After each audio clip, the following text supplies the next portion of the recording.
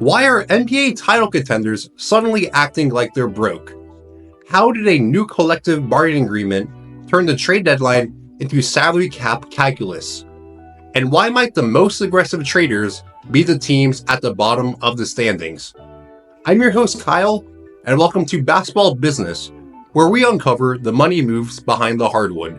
Today, we're diving deep into why this year's trade deadline could be the quietest we've seen in years, especially for championship contenders. Let's explore how the NBA's new financial rules are reshaping the way teams build their rosters.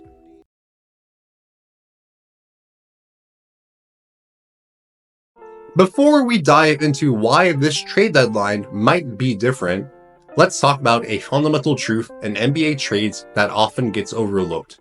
It takes two to tango. Every trade proposal you see on Twitter or Reddit needs to make sense for both teams, not just a contender trying to add talent. December 15th traditionally marks the unofficial start of trade season in the NBA.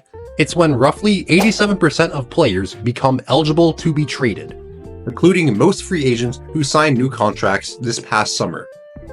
Think of it like the NBA's version of Black Friday. Suddenly, everything's available and teams start their serious shopping.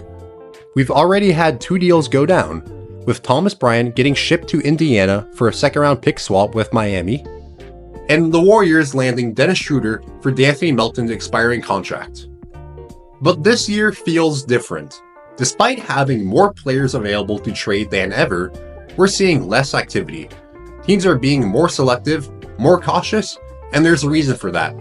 Actually, about 188.9 million reasons. What makes this situation particularly ironic is that none of this was intentional. The NBA didn't set out to freeze the trade market. It accidentally happened while trying to prevent super teams like the KD Warriors from forming. And trying to promote parity, they created a system where even smart front offices can't execute the kind of deals that built their championship teams.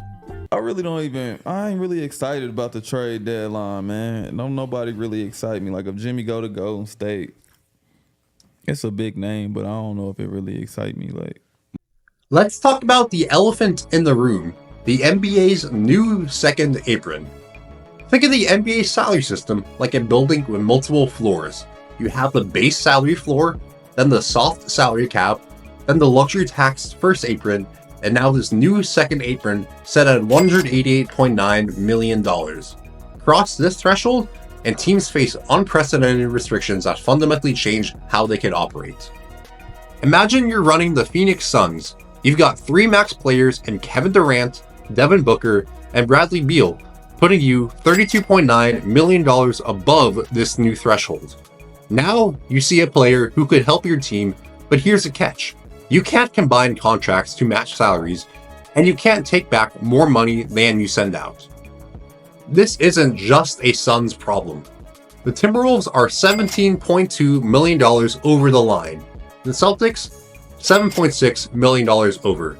The Bucks are there too. These teams aren't just luxury tax teams anymore.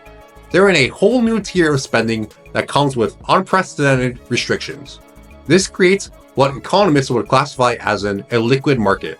Despite having valuable assets, these teams find themselves essentially asset-rich but liquidity poor when it comes to making trades.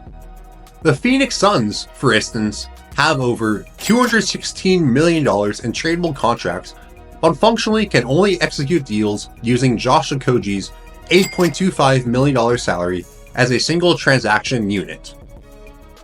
As one team source put it, it's like playing Monopoly where you can only trade properties for properties. No adding cash, no mortgaging properties to sweeten the pot.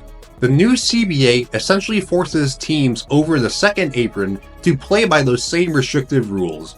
Just as a Monopoly player can't leverage future rent income to acquire Boardwalk, the Suns can't combine multiple mid-tier contracts to match salaries for a star player. They're limited to straight swaps where the value matches almost exactly. And in the NBA, those kind of deals are about as rare as a Ben Simmons three-pointer. There's Simmons! Yes! He did it!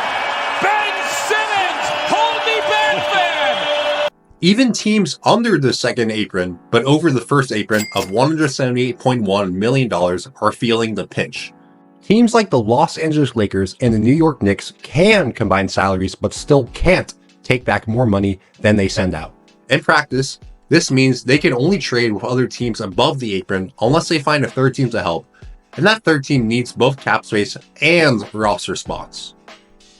Let's use a real example that shows just how complicated this gets. Say the Dallas Mavericks, a first apron team, want to trade for Jimmy Butler, as has been rumored.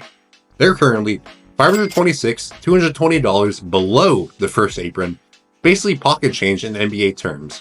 To match Butler's $48.8 million salary, they would need to trade 4 to 5 key rotation players, find a third or fourth team to help since Miami won't want all their smaller contracts back, convince those extra teams to help by giving up even more assets, stay under the apron after the deal, and still have enough roster spots to fill the team.